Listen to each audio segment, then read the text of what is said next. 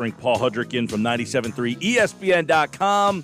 His podcast is coming in for a landing. Make sure you check that out. The Sixers, Paul, are expected to have multiple players miss time due to contact tracing. So do we know how much time? Do we know who those players might be? Let's bring him in and try to get a little bit more insight on this because obviously what a wild scene this turns out to be last night. Curry is listed as out because of an ankle. Then he leaves in the first quarter because he's told that he has COVID. And now the thing is kind of spiraled to this point where they're going to miss guys. Do we know who, and do we know for how long? We don't know any of that. We really don't know a whole lot. It's such an odd situation because the way that the league protocols work, we know that, they were tested before they went to Brooklyn and the test was negative for Seth. Then they get to the arena, he takes the test, and he doesn't find out until after the first quarter that he has a positive test. So for me, I'm not a doctor. Clearly I'm not that smart, and I don't really know everything. I don't know the in and outs of how all this works. But if we're doing contact tracing, he traveled with the team to Brooklyn.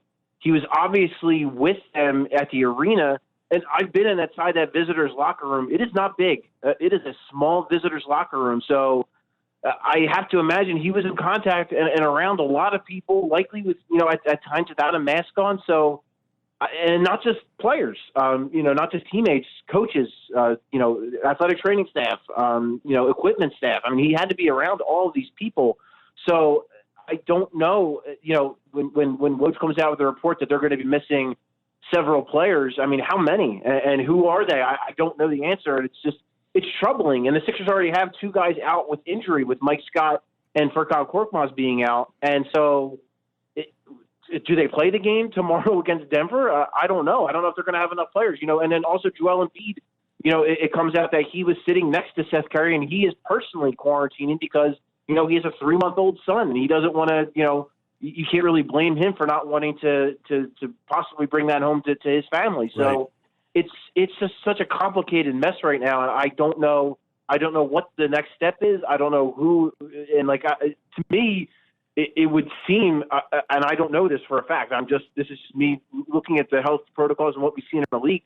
It would seem to make the most sense that the Sixers might have to postpone a couple of games. I don't know if that's what's going to happen, but to me, that would seem like what should happen, but I don't know. Right. That was going to be my follow-up is the most, the strongest possibility is they don't play tomorrow and possibly, they play Monday next week, Tuesday next week, and Thursday. I mean, there's a good possibility that tomorrow they don't play and then possibly have to cancel a couple of other games. If they're being as stringent as it sounds like they should be, I mean, you got to go all the way down to Doc Rivers. He's in the room. No, 100%. It's all of them. It's not just players. It's all his staff. To put it in perspective, I know some people, and I get it. They're athletes. They're in top physical form. So if they get the virus, and I don't want to that's not me minimizing it by any stretch. But then also you have coaches who aren't the youngest guys. We don't know what. We don't know what all these guys' medical histories are or what they have or any kind of pre-existing conditions or anything of that nature. So that's what's kind of, taking the basketball part of it out for a second. That's, the human side of it, the health side of it. It's scary a little bit. So, we don't know the full extent of what's going on. Obviously, they're getting tested today. And we also don't know just because a guy is, as we just saw with Seth Curry, just because a guy is negative today doesn't mean he's going to be negative when he takes another test today or tomorrow. So it just seems like a scenario where, if the league is going to follow their health and safety protocols the way that they say they are, to me, it would seem like the Sixers shouldn't play a game for at least like a week, if not more, depending on what happens. So I just think there's so much more still in the air. And, it's just something I don't think you want to mess around with, especially when you consider, again, it's not just the players we're talking about. It's staff and it's other people that could be possibly infected or exposed. Yeah, I'm with you. You think about contact tracing. Everyone on the entire team and the coaching staff should all be involved in this because I don't know how it can't be that way. But when you look at the outcome of yesterday, how much do you think this impacted that? Because, as you mentioned, Embiid sitting next to Curry, well, you figure out, you find out in the middle of the game that this happened, I'm sure mentally you're now just racing. Your mind is going in all different directions, and you still need to focus on a basketball game. So I just wonder how much that related. I think it's a fair point to bring up, Rhodes. I really do, because, Joel Embiid has made it no secret. I mean, he showed up, last year before the bubble in a hazmat suit to the airport. Like, he has taken this thing seriously more than probably any player that I know of.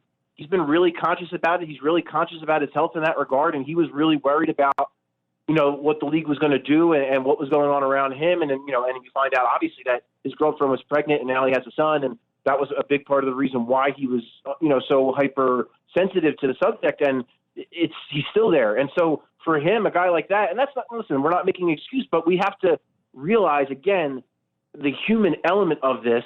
And when you see Seth Curry get removed from the bench, knowing it's because he has a positive COVID test, these guys are human beings. It's mental. Like, they see one of their teammates has it, and then they have to go out and play a basketball game. And then I just talked with someone, and it's a really good point. In a weird way, how lucky are they that Seth Curry had an ankle injury and didn't play? There is a possibility that if he was healthy, he would have played the entire first quarter of that game, not knowing he had a positive test.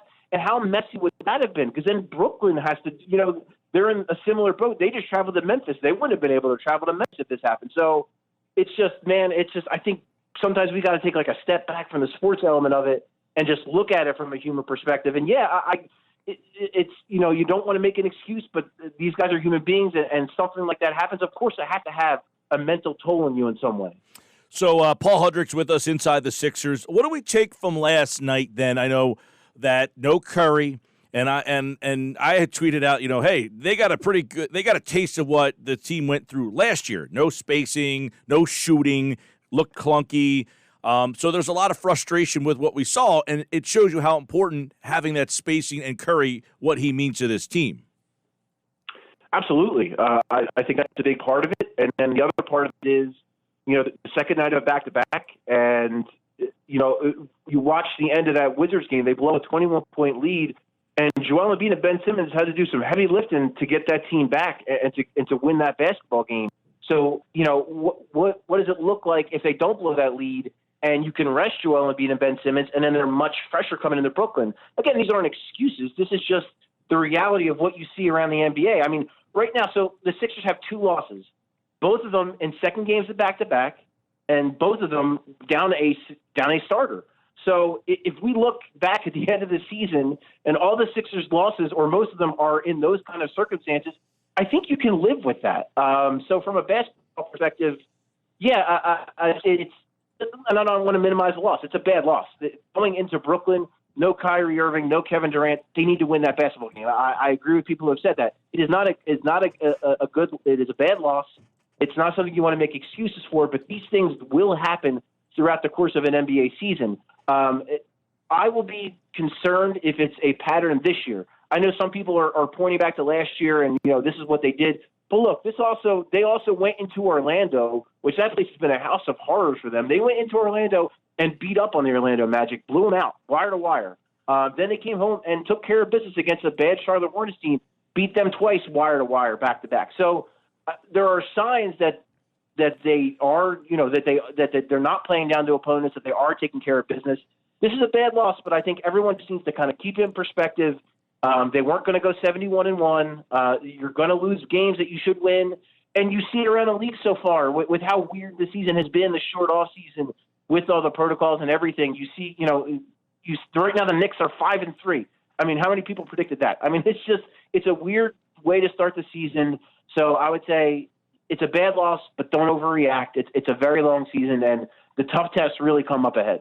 What are your thoughts on the defense, though? And I understand that, look, it's going to happen. You're not going to have it every single night, but you are seeing common trends, and this team was supposed to be built for their defensive ability to kind of start their offense, and they allowed 136 to Washington and 122 to Karis LeVert and Joe Harris being the top dogs.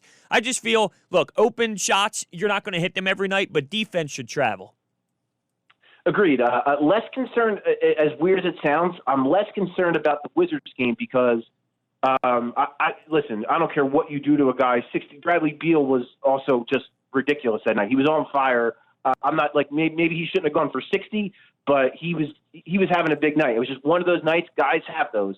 And it also was just Washington as a team. They can score. They can't defend, but they can score. And I think a lot of what happened with them blowing that lead is because the lead was so big and they were shooting so well. I think they sat, and Doc Rivers said this was last night, they sat back on it, and that's what allowed Washington to kind of creep back in the game.